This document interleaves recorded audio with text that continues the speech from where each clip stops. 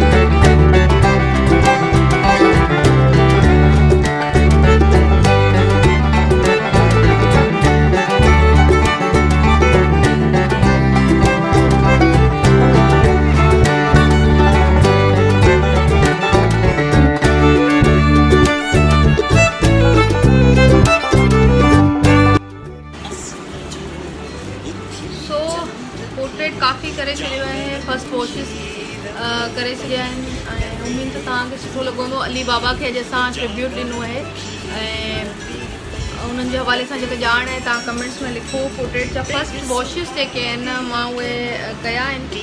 अॻिते जो कमु इंशाल्लाह कंप्लीट कंदसि अॼु सुभाणे 2-3 ॾींहंनि में। ऐं रमज़ान आहे त मुंहिंजी कोशिशि इहा आहे त असां जल्दी कुझु पेंटिंग्स आहिनि जेके मां स्केच करे रखिया आहिनि, जिन जूं मां ड्रॉइंग्स करे छॾियूं आहिनि ऐं जल्द उहा असां पेंट करियूं। त मुंहिंजी कोशिशि इहा हूंदी त रमज़ान में ई असां कयूं ऐं रमज़ान खां पोइ इंशाल्लाह असां मुंहिंजो इरादो आहे एग्ज़िबिशन जो कंप्लीट थी वञनि पहिरियां।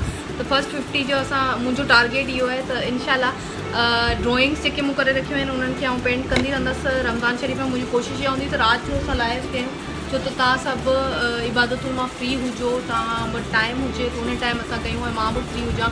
त शाम जो ई राति जो ई टाइम इहो आहे त असां तरावी नमाज़ सभिनी मां फ्री थी घर हूंदा आहियूं। त मुंहिंजो ख़्यालु हो त अॼु असां हिन टाइम ट्रिब्यूट ॾियूं ऐं अॻिते बि इंशाल्लाह ई टाइम हूंदो जिते असां ट्रिब्यूट ॾींदासीं असांजा जेके पर्सनैलिटीज़ आहिनि उन्हनि खे।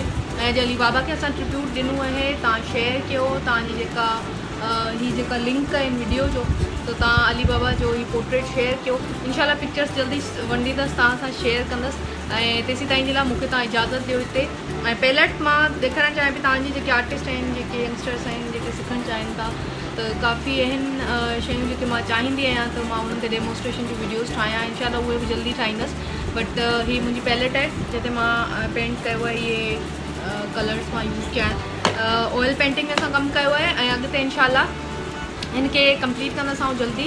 ऐं तस्वीर में अजरक न हुई, बट अजरक जी जॻह बि न हुई, बट मां उहा हींअर हिन टाइम मूंखे इहो इरादो हो त मां अजरक खां बग़ैर इहा तस्वीर ठाहियां, छो त तस्वीर जी कंपोज़िशन ईअं हुई त हुन में नीड कोन हुई। पर हिन टाइम ठाहींदे ठाहींदे मूंखे ख़्यालु आयो त छो न ईअं अजरक पाराइजे। त अजरक मां पाराई आहे ऐं हिनखे कंप्लीट कंदसि इंशाल्लाह। पोइ हिन जो जेको यूजली मां जीअं अजरक पेंट कंदी आहियां ईअं ई कंदसि ऐं जल्द तमामु जल्द तव्हांजे आॾो इहा पेंटिंग हूंदी।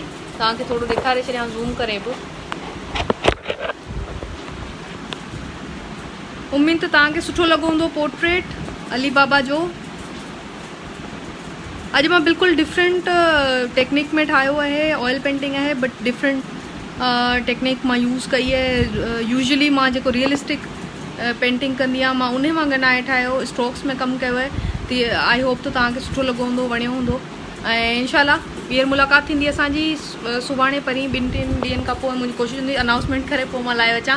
तेसि ताईं मूंखे इजाज़त ॾियो ऐं वीडियो खे तव्हां शेयर कयो ग्रुप्स में, ट्विटर ते, इंस्टाग्राम ते, फेसबुक ते, तव्हां डिफरेंट ग्रुप्स में हिन वीडियो खे शेयर कंदा हलो।